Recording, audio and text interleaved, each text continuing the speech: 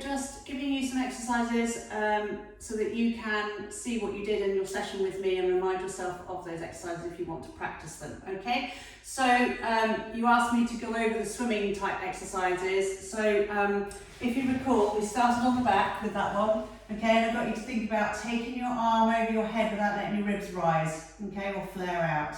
So you're drawing down with your ribs as well as drawing in with the core to create that, okay, to make sure you can rotate the shoulders separate to the rest of the body. And then we practice leg slides as well. So extend out as you exhale, back on the inhale, and other side. Drawing in, keeping fingers on hip bones, okay, so you can feel whether you're rocking your pelvis from side to side. And then putting them together, exhale, you draw in, take opposite arm, opposite leg away, breathe in to return, and breathe out, change sides, okay? All the time, this is locked to the floor, you're staying in neutral, so you're not tipping the pelvis or dropping the back, but you just stay nice and still, keeping the ribs dropped. Exhale, inhale, exhale out, inhale back, okay? So just do about 8 repeats in total, or a few more if you feel you can manage that. Okay, and then we did curl-ups on our back, so like sit-ups, so clasping the hands together, firmly drop the head into the hands, elbows up. Relax that neck. So we're just going to keep feet down, check our neutral position, breathe in, breathe out, draw in the core, squeeze the ribs towards your hips as you curl forwards, and you end up looking between your knees, and inhale, lower back down. You don't want to end up lifting your chin up to the ceiling and keeping your head like that, okay? You've got to make sure you're drawing in and using your abdominals to curl you forwards. And then when you lift, this doesn't change, okay? So don't tip your pelvis towards you, you just stay level there. Okay, so if you practice some of those, 6 to 8 of those in one go, and then see how you get on, okay? And then we went onto the side. Okay, and you didn't really like your side lying exercises because they were a bit painful for you.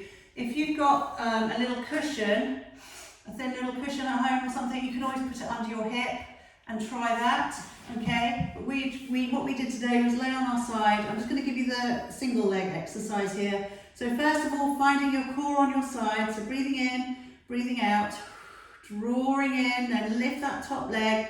And then on the exhale, that leg goes forwards and gently returns, don't go behind. If you're struggling with balance, bend your bottom knee and practice bringing that leg forwards and back, strengthening the outside of the hip and being very controlled with your movement. Again, do about 6 to 8 in one go and rest. Okay, and then remember to do that on the other side, okay? And then we came on to the hands and knees, okay? And practiced our breathing. So hands under shoulders, knees under hips. Practice your breathing.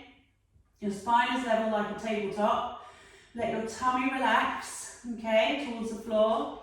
And then on your next exhale, drawing in, tailbone to glute bone tight between the hips. And then breathe in to release. Once you've practiced that a few times, you're going to exhale, draw in the core, and then lengthen out and lift opposite sides. Come back on the inhale, exhale, change sides. So as you take your leg out, you've got your core engaged, and engage the glute as well. Squeeze that glute to drive the leg. And you're aiming to not sway from side to side, but keep nice and steady, and you did that really well. So again, just doing about 6 to 8 each side, and then rest. Okay, we then practiced swimming lying on the tummy. So you might want a little support under the head just to rest your head down on something. You don't have to. And then your arms are straight out in front, legs behind. So again, the different positions. Think about breathing in, breathing out. Okay, breathing in, breathing out, and drawing in the core. Tailbone to pubic bone, tuck between the hips, always sticking with that same core connection.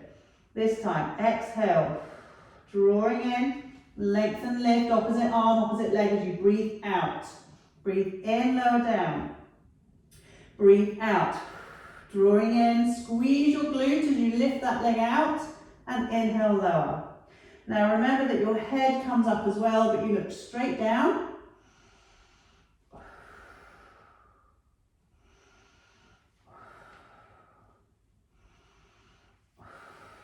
Okay, so keeping that breath going. Inhale on the floor, exhale, reach out and gently lift. Remember, the emphasis is on lengthening and adding a small lift. Okay, and when you've done that, you can sit back on your heels and just relax, head and arms on the floor and rest, and stretch out your lower back. And then we practice the plank, okay? So we had two options, came down, propping ourselves up on the elbows, elbows under shoulders, shoulders back, breathing in, breathing out, drawing in the core, lift the hips away from the mat. Okay, now you shouldn't feel the lower back, but you should feel the abdominals. Hold for a count of 5, 4, 3, 2, 1, and lower back down. And you can repeat that. Or hold for a count of 6 or 8 or 10 if you feel up to it. And don't relax the core until you are back down on the floor. As soon as you have no core, the back has to take over with that one. And then the step up from that, and you seem fine doing that as well, is breathe in, breathe out, drawing in, curl the toes under, and lift up into the plank. So your knees and hips are off the floor. 5, 4, 3, 2, 1, drop back down, and then relax. So again, the abdominals have to work hard, so really feeling that one, and just building up gradually, okay? And I think that was all I was going to go over with you today, so I'll add more in after we've done the next session.